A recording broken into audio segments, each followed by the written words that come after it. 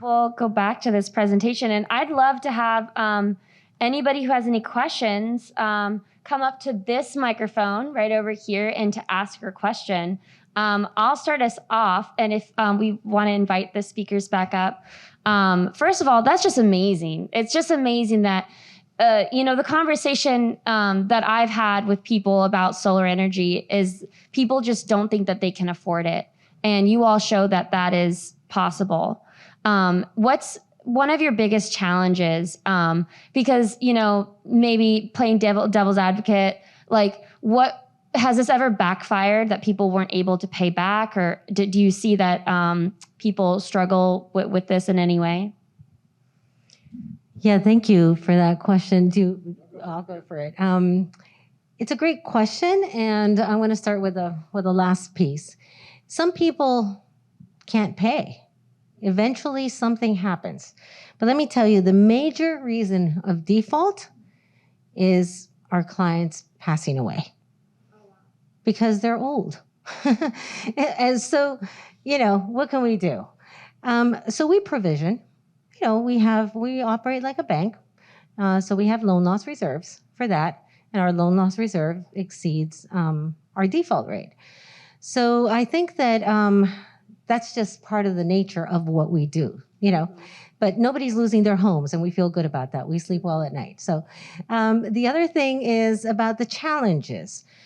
I think we have several challenges always, but I guess the main challenge that I see is how do we penetrate deeper into the markets, underserved markets, BIPOC communities?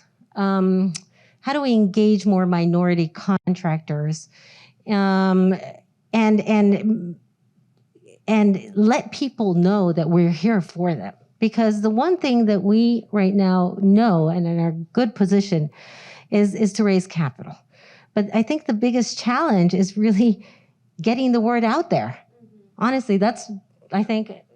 Yeah, very briefly, that was what my thought was, is that as a nonprofit, we have the programs, we have the capital, but do we have the capacity to actually build the contractor base, be able to network with the local community so that people know we're here? Because we don't have a huge budget for marketing. So it's a lot of legwork, and when we hire our loan officers for the regions, they're not just closing loans, they're also working with our local government partners, they're helping with contractor recruitment, but it's penetrating the market that is our biggest challenge. Wow. Great, thank you. And you have a really great marketing director to help you out there with Ernest. We love Ernest.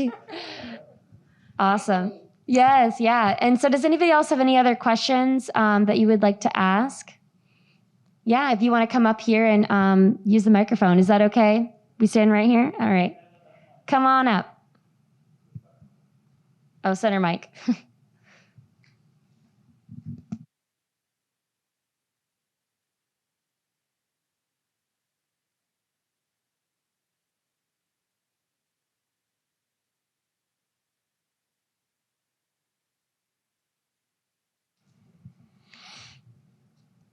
This is just, and I guess it holds. Okay. Hello, thank you for being here and presenting for ideas for us. I had a question specifically. While you were doing your part of the presentation, you had said that there was a major bank that you had gained loans from. And I was curious, how long did it take you to get approval for that? And also,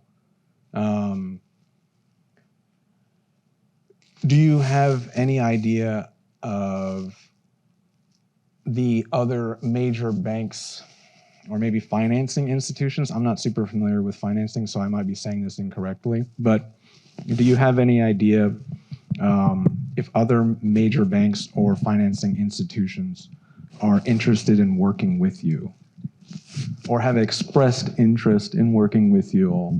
Like the one, yes. I don't remember which one it was that you had mentioned. I just know that it was a big one. Yep. Bank United. Thank you for that question. It's a great question.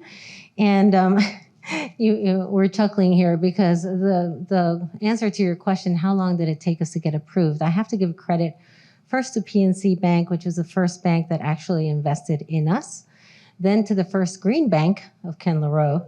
Yes, exactly. And then at the time called First Green Bank, and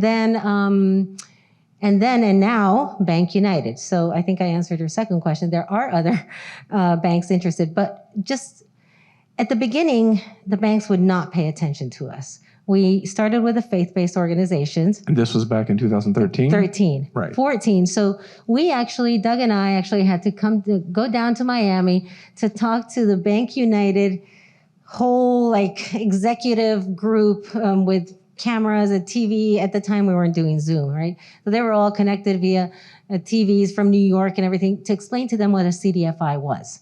And we had a champion. Her name is Claire Riley, again, a great supporter who helped introduce us. And we had to educate.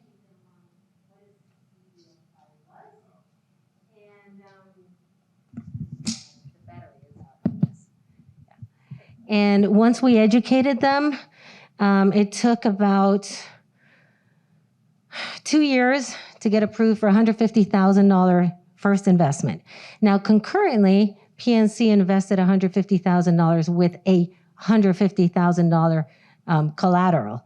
We had to put up $150,000 in a bank, in a CD, for them to lend us. So we basically paid for our own money, but that was to establish track record. So we had to do all sorts of things, right? So this was back in 2016. We finally got the first investment. Then we went to $300,000. From $300,000, then we took the big leap. And then we closed $1 million. And then when we got to $1 million, we went to $2 million in 2018. And then this last January, past January, a year ago already, year and a half, we closed a $5 million grant. So it took about 7 years total to get to this point. And many banks are interested because they get CRA credits. What is CRA credits? Yes. So this is the banks are obligated to invest in organizations that are serving markets that they are not serving because they're not profitable enough.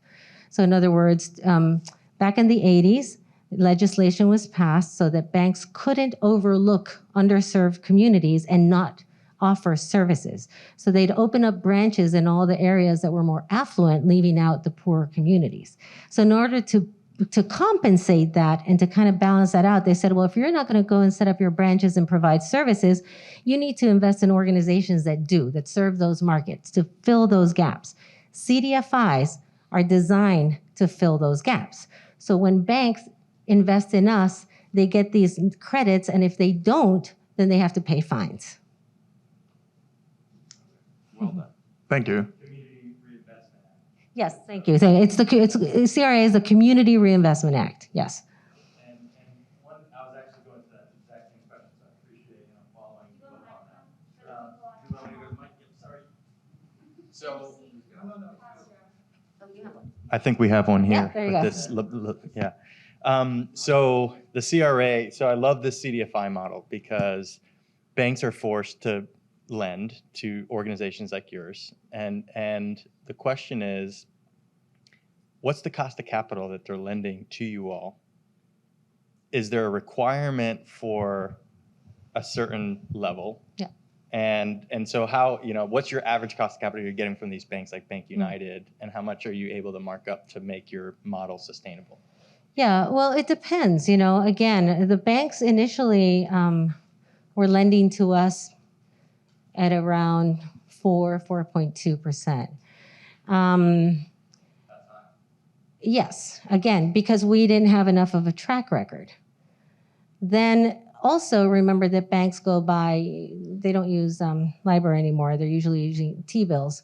So T-bill plus, and it's a floating rate. So the average cost of capital is like 3.75 to 4.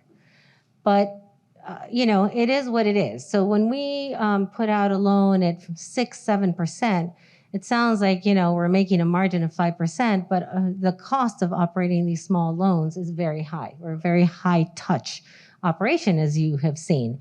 So that's why we are not profiting, or we're not, we don't have surplus. And CDFIs typically don't operate even at a break-even point. We're always operating at a 60% self-sufficiency level, relying on some grants so that we can keep our costs low. So that's just how it works. But in our 23 investors, we have capital that ranges from 0.5%, very small investments, 2% all the way up to 4.2%. And then we have zero cost loan capital that we get from the CDFI fund if we make it once a year, that helps blend the capital and reduce the cost even more. Can I just add one thing? Because we were also talking about the sustainability organization, and we talked about how we grow these new areas. So let's take this math and play it out for a second. So we grow the loan activity to $1 million a year with a 5% spread. That equates to us generating $50,000 annually from that $1 million, right? Which is not enough for anything. Well, but you understand where we're going, is that when you start and you have very little lending activity, you're not driving enough revenue from it to sustain it. So we use the seed grants to launch and grow the program to get to that economies of scale. So we're hopefully hitting $1.5 million at least, so that we can generate at least $75,000 to then cover the cost of having that staff person in that area operate that program. Does that make sense?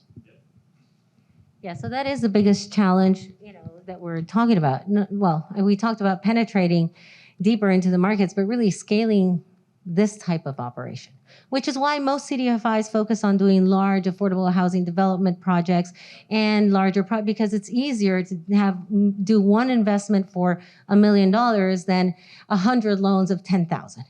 We do the hard work, and the bank gets the credit. Like you are hearing, we're sharing the credit because it is a win-win.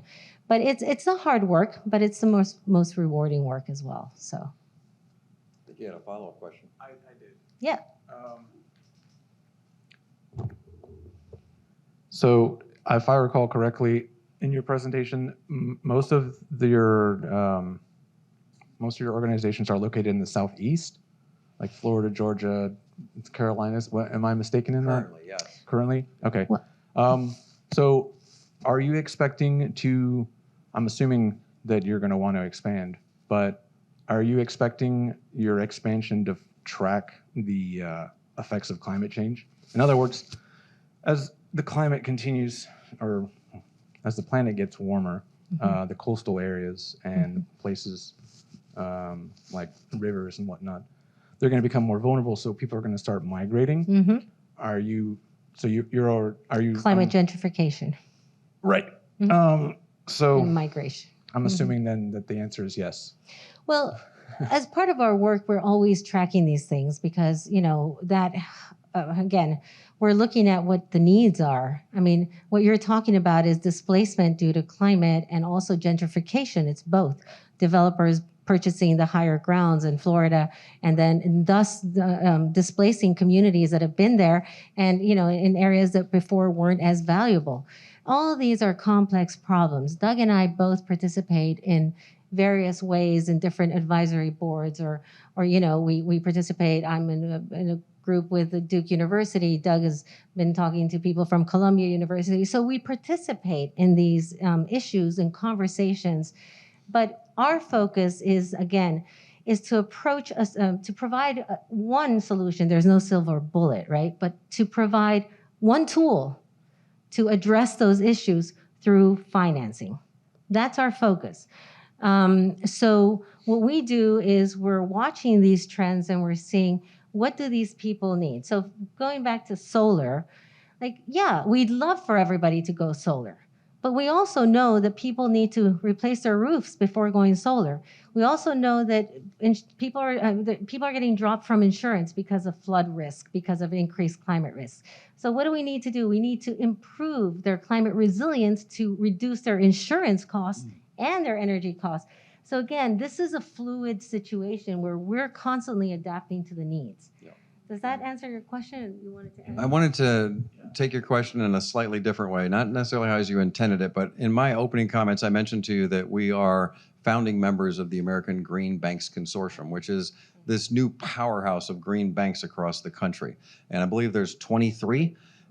There are huge gaps across the United States. So when you ask us where we're thinking about expanding, it's not necessarily tracking where the climate impacts will be. And so it's more that these needs are so basic and so needed right now that we're trying to fill the gaps that exist. And so the Southeast United States is basically a black hole. There are not green banks operating in those spaces. So that's where we're focused now. But as Duanne mentioned, we've gotten inquiries from Texas is setting up a new green bank.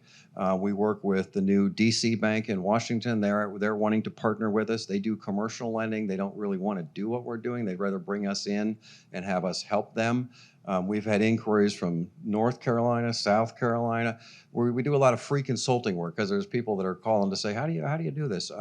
So we are either assisting new green banks getting established, or we're developing new partnerships where we can actually come in and grow with them, but try and fill those gaps that exist in the country. Yeah. However, strategically speaking, we're focused on the Southeast because in the Southeast, you have 5-6 of the most vulnerable areas to climate impacts. So you have hurricanes, South Carolina's number one, and all these other coastal and all the Southeast states are extremely flooding, water, I mean, everything, right? So the Southeast is extremely vulnerable, and on top of that, has the most energy burden, low-income populations, who also happen to be Black, Indigenous, Latino communities. So you have this triple whammy on people that ultimately are trying to make a living and to progress in life. And they're, being, one thing after another. They just can't get out of this cycle. So we feel there's so much to do in the Southeast. It's a natural concentric type growth for us to go from Florida to these other states. And fortunately, we've had the ability to invest in fintech. We're also very much riding the wave of technology. So we do lending remotely. We can do lending anywhere in the country right now, but we're not going to do it because we need the project management piece. So when we find a partner somewhere that can manage the projects, then we can do our lending. But technically, we're set up already with our systems to be able to do lending anywhere. So, yeah. Can I just add one thing really quickly? Oh, time, I think. Oh, is it time? No. On the business strategy side, I mentioned in my comments how in the absence of venture capital, we've had to rely on local government grants to help seed us to then, have bricks and mortar office and staff and so forth. We're now looking at a new business model where for example, in Tennessee, there is a nonprofit organization that is working in underserved communities. They're training people how to install solar and high efficiency ACs. They're teaching them how to create their own businesses, and they do a lot of community outreach. So rather than us getting a grant to hire a person, get an office and staff ourselves there, they're going to be our local boots on the ground. And so we're going to merge green banks with these local community groups so that they're out on the streets, they're engaging with the community, they're recruiting contractors, and we're going to try and expand in a more cost-effective way, which we're calling our plug-and-play model, because as Duanne mentioned, we've invested hundreds of thousands of dollars in our financial technologies, and we have the ability to easily plug in satellite areas into our processes and systems, so we can do that very cost-effectively. So we're looking at that model as well. One more question. Curious about the projects that you do finance. Do they have to meet a certain standard of efficiency? Like, say, the example of the air conditioning on the video. Does it have to meet a certain SEER level for you to finance it, or the roofing system have to meet a certain? Yeah, that's a good question. We do have some safeguards in place. For example, we will not finance technologies that have not already been vetted and proven by third-party entities.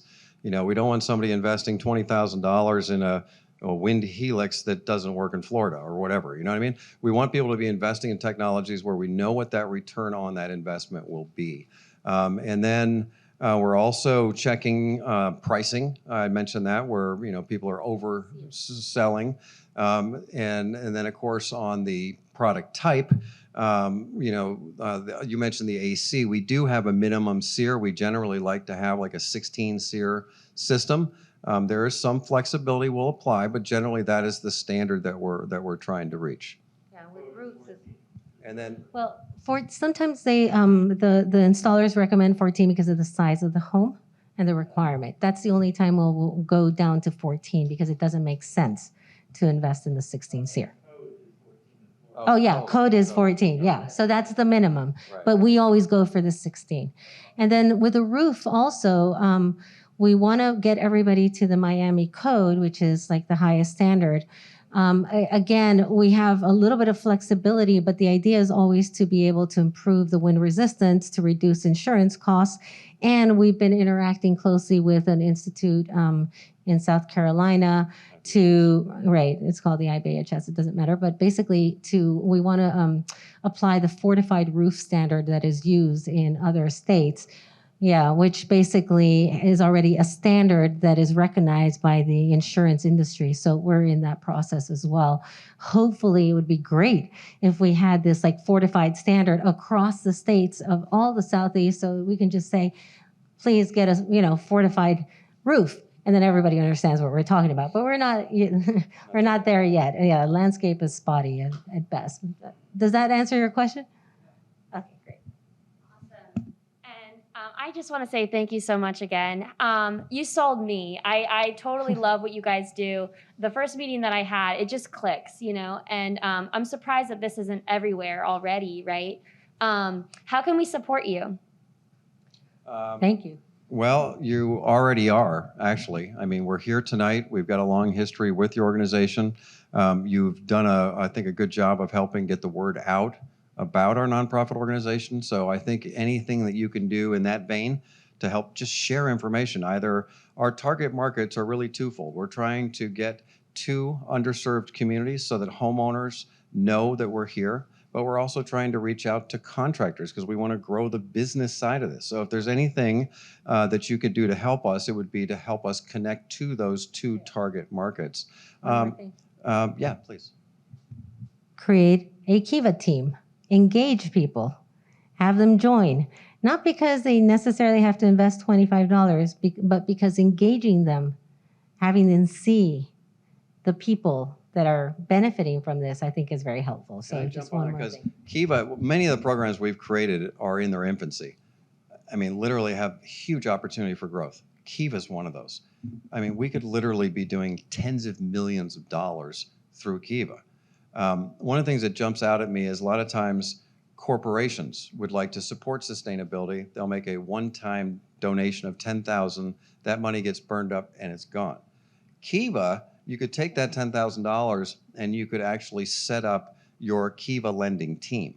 And then every time somebody from Orlando needs a loan, you would take the money from that program and you would lend it. You're not giving it. You would lend it out at 0% cost, right? You're just lending it at principal. But then you're empowering that person to go green, creating a job for a local company, and then that person repays you, and then it's a revolving loan fund. Now the money comes back to your fund and you use it again. So if we could get 10 corporations in the Orlando area to join the Ideas for Us Kiva team, you all of a sudden could have $10,000 in that account or maybe more, and just use it perpetually as an engine to fuel the very projects that we're talking about. So, and especially for the lower income, most vulnerable populations.